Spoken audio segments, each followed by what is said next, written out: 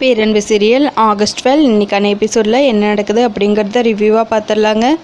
என்னுடைய கணவர் அந்த பொண்ணோட அப்பா கிட்ட பேசி பார்த்தாரு. ஆனால் அவர் ரெண்டாம் தரமாக பொண்ணை தரமாட்டேன்னு சொல்லிட்டாரு.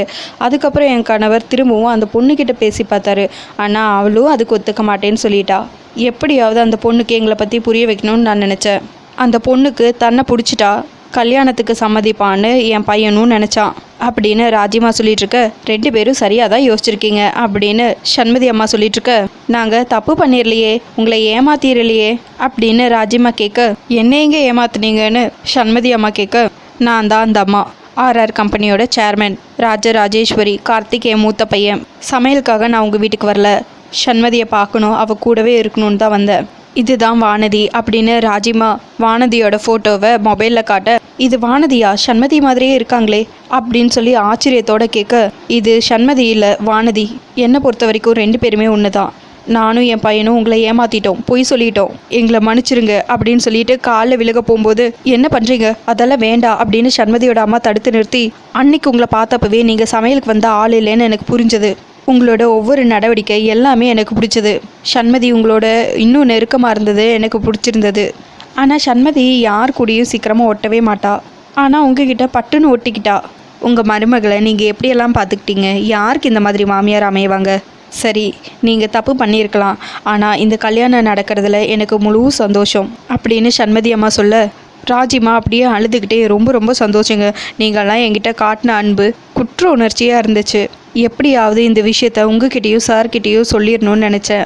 வீட்டுக்கு வரலான்னு இருக்கும்போது நீங்கள் கோயிலுக்கு வர சொன்னீங்க, சார்கிட்டையும் சண்மதிக்கிட்டையும் அப்படின்னு ராஜிமா ஆரம்பிக்கும் போது, சொல்ல வேணாங்க, எல்லாம் நல்லபடியாக போயிட்டுருக்கு. நான் உங்ககிட்ட பழகின அளவுக்கு அவர் உங்ககிட்ட பழகலை. அவர் லாயர், அவர் நிறைய யோசிப்பார். ஆரம்பத்திலேயே கார்த்திகை வேண்டான்னு சொன்னவர். இது அவருக்கு தெரிஞ்சால் பெரிய பிரச்சனை வரும். அதனால் இதை நான் பார்த்துக்கிறேன், இந்த கல்யாணம் நல்லபடியாக முடியட்டும், நான் அவர்கிட்டயும் சண்மதிக்கிட்டையும் பொறுமையாக சொல்லிக்கிறேன் அப்படின்னு சண்மதி அம்மா சொல்லிட்டு இருக்க. இது தப்பு இல்லையாங்கிறாங்க ராஜிமா.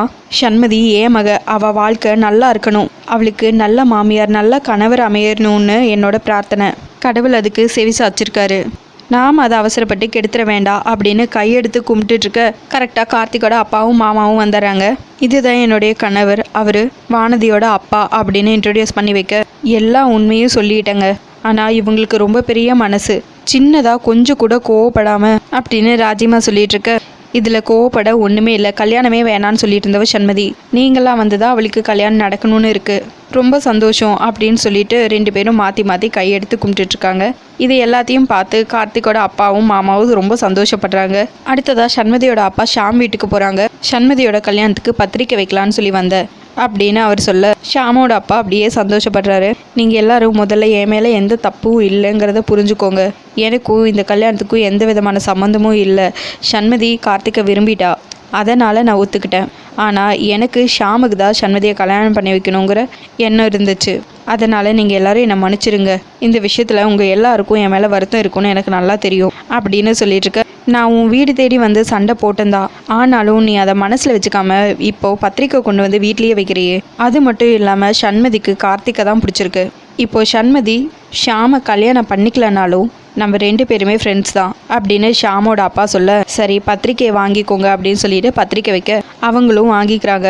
சரிப்பா ஷாம், நீங்களும் கல்யாணத்துக்கு வந்துடுங்க அப்படின்னு சொல்ல, ஷாம் முகம் கொடுத்தும் கூட பேசாமல் அப்படியே திரும்பிக்கிறாங்க.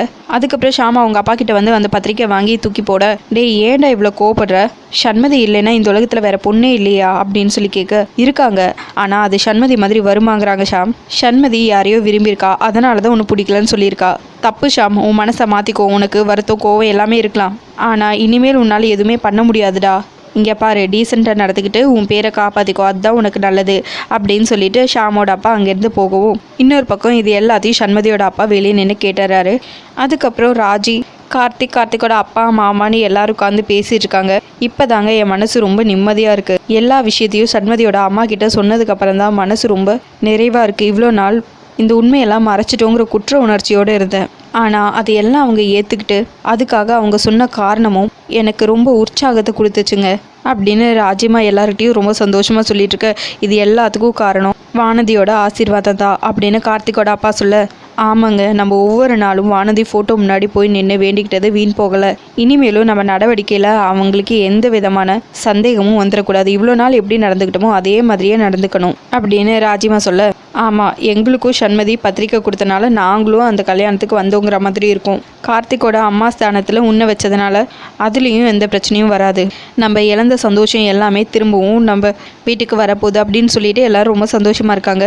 அடுத்ததான் ஆர்த்தியோட அப்பா அமுதாவையும் ஆர்த்தியும் பார்க்கறதுக்காக வீட்டுக்கு வராங்க. வெளியே நின்று அமுதா அமுதான்னு சொல்லி கூப்பிட, என்னம்மா இன்னைக்கு அப்பாவோட குரலில் ஒரு தனி சந்தோஷம் தெரியுது அப்படின்னு ஆர்த்தி கேட்க, அதான் அவரோட மாப்பிள்ளைக்கு கல்யாண ஏற்பாடெல்லாம் பண்ணிட்டு இருக்காங்கல்ல, அந்த சந்தோஷந்தா அப்படின்னு அமுதா சொல்ல, அவர் வீட்டுக்குள்ளே வந்துடுறாரு.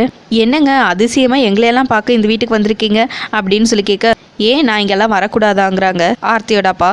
அது இல்லைப்பா, எப்பவுமே அத்தை வீட்லேயே இருப்பீங்கள, இன்னைக்கு திடீர்னு இங்கே வந்ததும் எங்களுக்கே ரொம்ப ஆச்சரியமாக இருக்குது அப்படின்னு ஆர்த்தி சொல்லிட்டு இருக்க, ஏங்க திருச்சியில் நம்ம வீட்டு பக்கத்தில் இருந்தாங்கள டாக்டர், அவர் பொண்ணுக்கு வர வெள்ளிக்கிழமை கல்யாணமா, நம்மளை வர சொல்லியிருக்காரு அப்படின்னு சொல்ல ஆர்த்தியோட அப்பாவுக்கு அப்படியே பொறை எறியுது.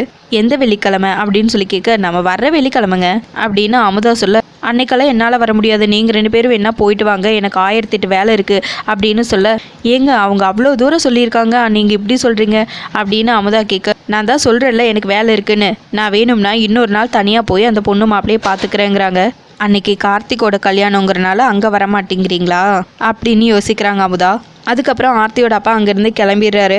பார்த்தீங்களாமா அப்பா வரமாட்டேங்கிறாரு அப்படின்னு ஆர்த்தி சொல்ல, சொல்லட்டும் இது எல்லாத்துக்கும் சேர்த்து மொத்தமாக அந்த கல்யாணத்தப்போ பார்த்துக்கலாம் அப்படிங்கிறாங்க அமுதா.